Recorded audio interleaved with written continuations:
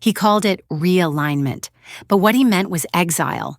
In front of the entire finance division, I was accused of negligence I didn't commit, stripped of authority, humiliated, and escorted out of the building I helped build. They thought compliance was paperwork. They forgot it's evidence. What Evan didn't know was that every number he touched was already talking, and it was about to speak loudly. Before I continue, where are you watching from? Hit like and subscribe. You'll want to see how the numbers turned on him. The room went still the moment Evan said my name. Effective immediately, Maxine Holt is relieved of her duties as compliance director. His voice sliced through the silence of the quarterly review, smooth and practiced, like he'd rehearsed it in front of a mirror. I sat frozen as the color drained from my colleagues' faces. No warning, no discussion. Just a verdict delivered under the bright fluorescent lights of Conference Room B. He leaned back, flashing that smug half-smile. We can't afford oversights in compliance, especially after your recent lapses. My throat tightened. There were no lapses. I'd spent weeks cleaning the data his own team had corrupted. You're making a mistake, I managed, but he waved a manicured hand. Security will assist you with your things. Around the table, eyes dropped to notepads. No one met my gaze. Even HR, Brenda, who once called me the conscience of this company, sat stiff, silent, her pen trembling. I felt my face burn as I stood, every step toward the door echoing in that awful quiet. 7 years of discipline and precision, erased with one sentence from a man who'd never read a compliance report in his life. As the door closed behind me, I caught my reflection in the glass, a woman stripped of authority but not of truth. Evan thought he'd buried me under humiliation. He never realized that every document he touched, every number he polished, was already in my archive, waiting for the right moment to resurface. I wasn't born into this world of glass offices and quiet cruelty. My father fixed air conditioners, my mother balanced checkbooks for neighbors. They taught me precision, the kind that never needed applause. I brought that same discipline into every spreadsheet, every audit trail, every single control log that passed through my hands. At Northstone Analytics, people used to joke that I could sense a discrepancy before it appeared on the report. I didn't drink during happy hours, didn't gossip in the break room. I wasn't there to charm anyone. My loyalty was to the numbers, because they never lied until someone made them. Over 7 years, I built a reputation for being inflexible, and I wore it like armor. When others rushed filings to impress executives, I stayed until midnight reconciling every transaction. It wasn't pride, it was survival. In compliance, the smallest overlooked decimal could cost millions. Or worse, credibility. I trained my team the same way. Verify, then verify again. Some called me rigid, others called me righteous. Evan called me the auditor with a halo, the day he first joined from corporate finance. Everyone laughed, thinking it was harmless. I saw what it was, a test disguised as a joke. He had charm, that easy confidence of a man who never had to earn access. Within months, he was sitting in strategy meetings he didn't understand, pushing for aggressive modernization of systems he couldn't read. He was the CFO's nephew, which made questioning him an act of subtle defiance. Still, I tried. I showed him how control structures worked, how each validation chain kept our reports clean. He nodded, uninterested, before asking if we could make the red flags less alarming in client dashboards. My answer was immediate. No, it wasn't a style preference. It was fraud. After that, he smiled differently. He began skipping me in email threads, assigning my staff to cross-functional projects without approval. Small things at first, a missing attachment, a delayed access approval, a misplaced report, each one designed to chip away at my authority. Yet, in those small cracks, I saw his pattern forming. He wanted shortcuts that looked like strategy, truth dressed up as optics. And because I refused to play along, I became the obstacle. But I never fought him in public. I documented. Every instruction, every revision, every edit to internal data I tracked quietly in a mirrored archive system, one no one else knew existed. It wasn't revenge, it was self-defense. In this business, power doesn't come from shouting. It comes from what you can prove. So while Evan built his image with boardroom confidence and flashy numbers, I built mine in silence, one verified log at a time. People thought I was stubborn because I followed rules. They were wrong. I followed evidence. And when evidence becomes your ally, even the people who outrank you start standing on fragile ground without realizing it. It started with a single directive hidden inside a casual memo. Streamline the quarterly review process, Evan wrote, and reduce audit friction for client-facing teams. The phrase sounded harmless enough, but to anyone who understood compliance, it was a warning disguised as efficiency. Within days, he bypassed protocol, giving his operations analysts direct access to the validation modules my department usually controlled. He claimed it was temporary just to speed things up, but speed in compliance is another word for carelessness. Soon, reconciliations started coming in too clean, too fast. Numbers that should have triggered alerts passed without a blink. When I asked one of my analysts to trace the edits, she hesitated, her eyes darting toward the glass wall of Evan's office. He said not to question it, she whispered. My stomach sank. Evan had turned my team into unwilling accomplices. I confronted him privately. He was leaning against the window, skyline behind him, a picture of smug calm. You're tampering with the audit trail, I said, voice steady but low. He smiled, not even pretending to deny it. I'm optimizing outcomes, Maxine. Clients hate delays. The board hates volatility. You hate shortcuts. We all have our roles. He turned back to his laptop, effectively dismissing me. The arrogance was surgical. He didn't need to shout to humiliate. He just had to remind me who signed the performance reviews. I filed a report with HR the same afternoon, attaching time-stamped logs and screenshots of altered entries. The next morning, Brenda from HR called me in. She listened, nodded sympathetically, and then said the words that still make my jaw clench. Maybe your communication style is a little rigid. Evan's approach is just different. Different. That's what they call doctoring records now. By week's end, Evan announced a new initiative, Data Harmony. He presented it to the executive team as a modernization project that would merge compliance reports and financial projections into one unified dashboard. I recognized parts of my team's earlier proposals embedded in his deck, copied almost word for word. He stood on stage, beaming under the LED lights, explaining his innovation to the same board that used to rely on my precision. They applauded.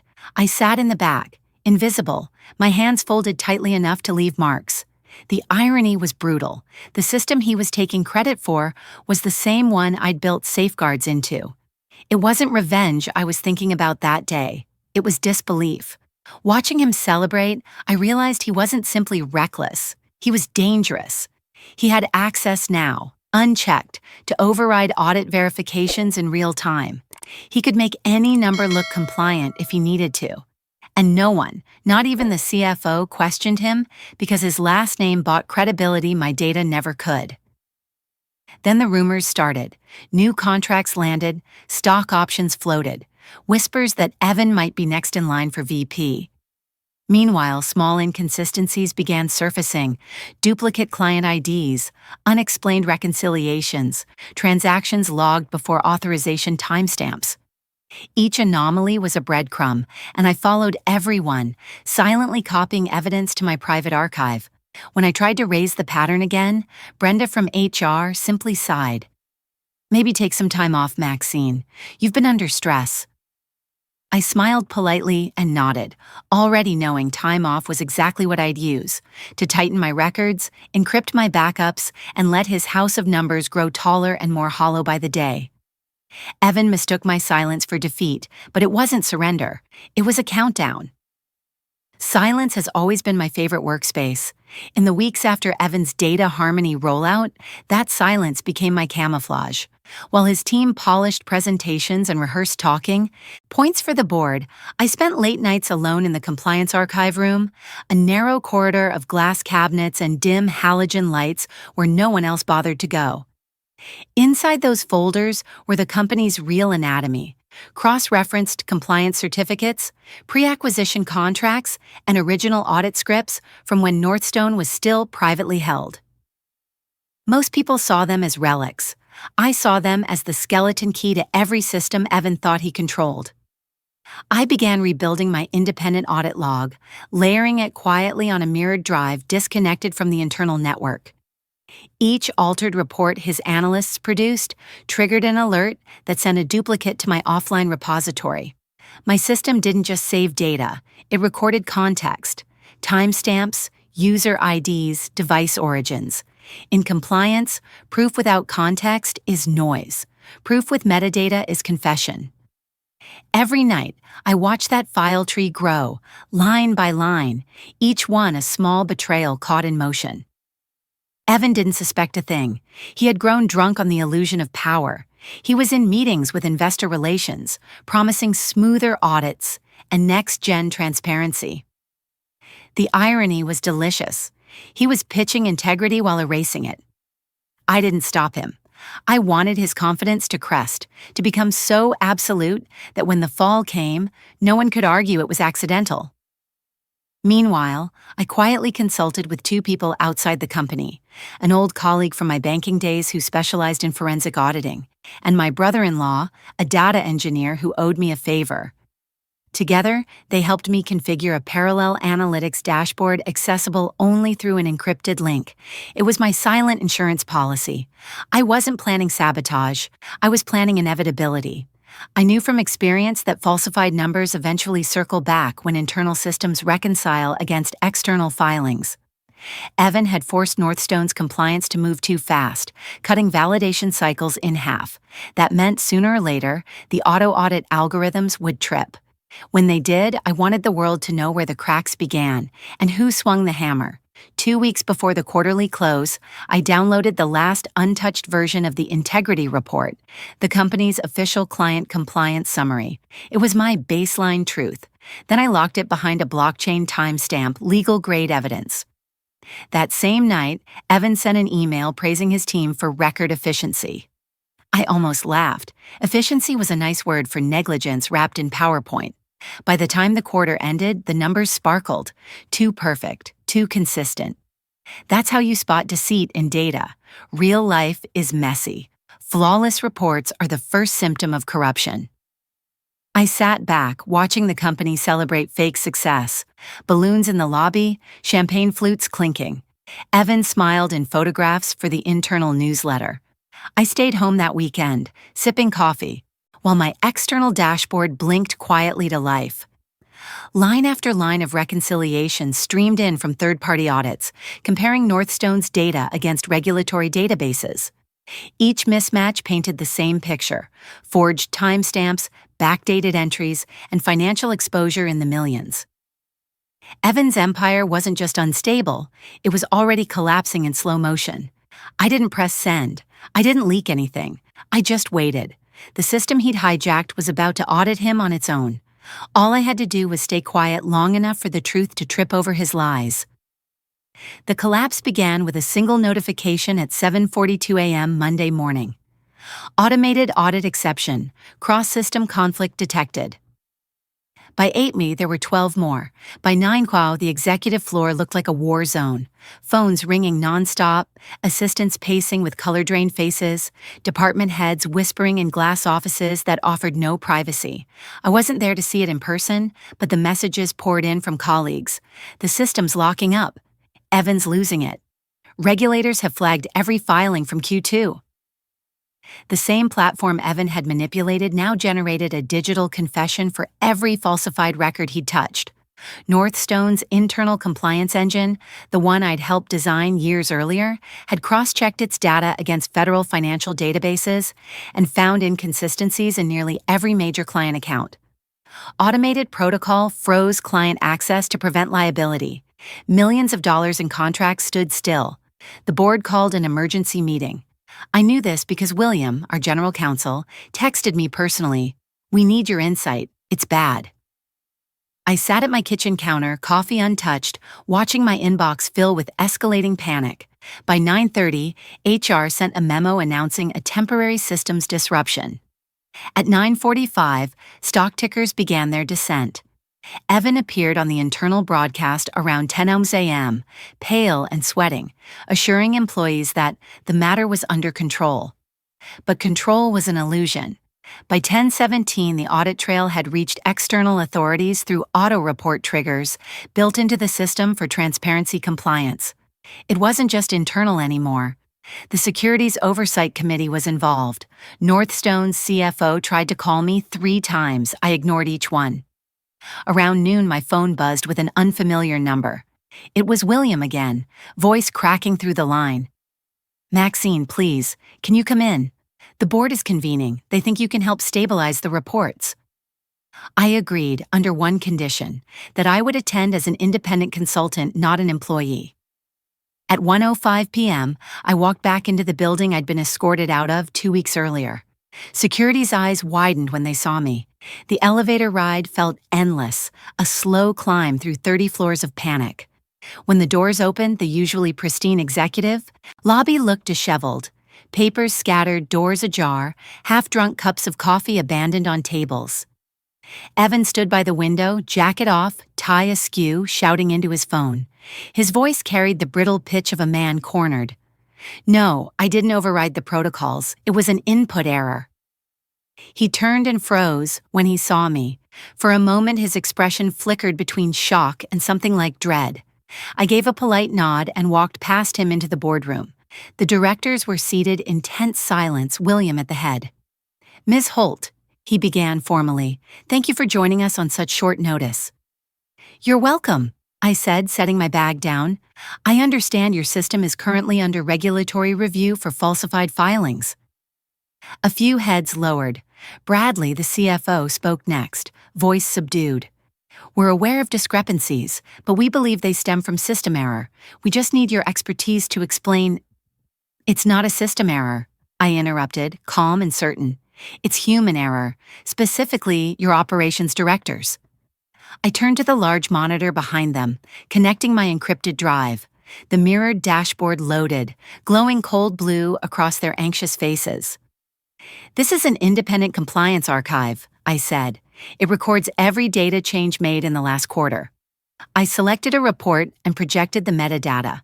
There it was, user ID eReeves01, timestamps matching the manipulated entries, cross-referenced with his device ID. Proof so clean it was surgical. A murmur rippled through the boardroom. Evan's voice cracked behind me. "This is out of context." "No," I said evenly. "This is context. The truth is just well documented." I flipped through a few more records, showing how each falsified report had inflated Northstone's quarterly performance metrics. "These numbers looked impressive because they were forged," I continued. "The system did exactly what it was designed to do: expose deceit." William leaned back, exhaling slowly. "We'll need to notify external regulators," he said. Bradley looked hollow, his eyes darting between me and Evan. "Ms. Holt," he said finally, "what would it take for you to help us correct this before the company collapses?" I met his gaze. First, acknowledgement of what happened, publicly and internally. Second, authority to implement full compliance restoration. Third, formal removal of anyone who interfered with audit integrity. Silence followed, heavy as wet cement. Evan stepped forward, desperation cracking through his composure. "Maxine, please, you're not seeing the big picture." I turned slowly. "The big picture is accountability. You built this on falsified trust. The system didn't betray you, Evan. You betrayed it." For the first time, he had no reply. The board voted in closed session while I waited outside. When they called me back in, their decision was unanimous: immediate dismissal of Evan Reeves, full reinstatement of my authority under a crisis contract, and an open apology statement to the entire staff. As I left the boardroom, Evan sat slumped in his chair, pale and wordless, staring at the audit dashboard that told the story he'd written himself. By the next morning, the company issued its official statement. Following an internal review, Northstone Analytics confirms the immediate termination of Director of Operations Evan Reeves due to violations of compliance integrity. Former Compliance Director Maxine Holt has been appointed as an external consultant to oversee system recovery.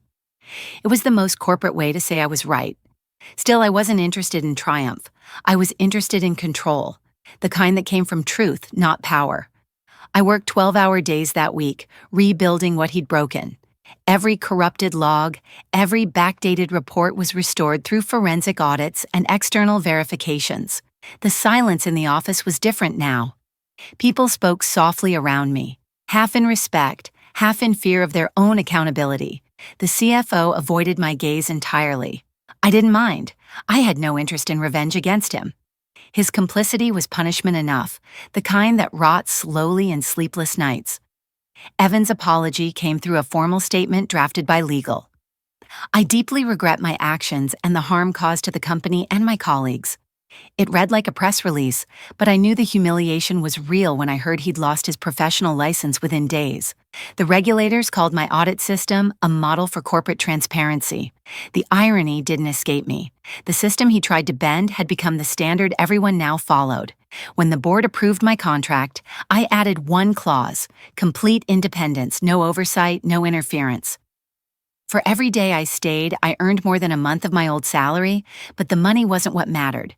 It was the authority to build something that couldn't be corrupted by ego again. On Friday, I stood at the window of the conference room where Evan once dismissed me. Below, the city moved at its usual rhythm: cars, phones, meetings, unaware of the quiet reordering happening here.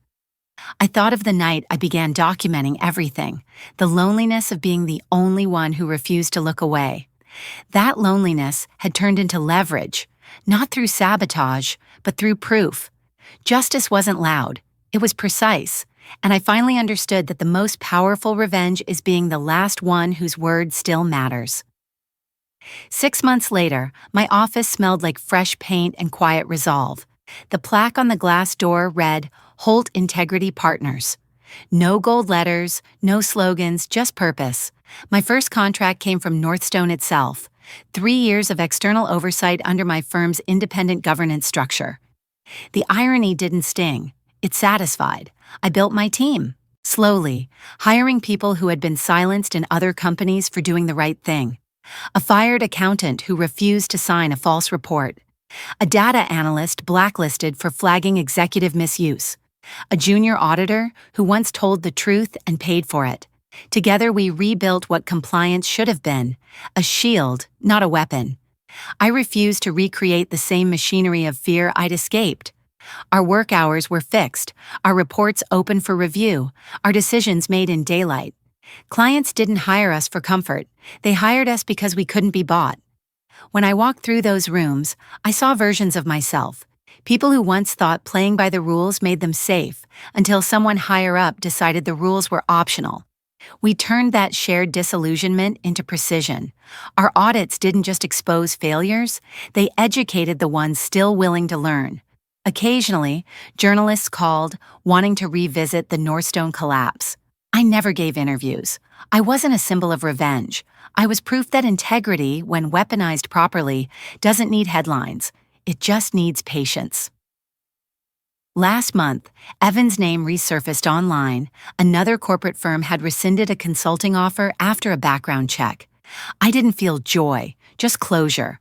Power without accountability always circles back to its maker. It just takes time.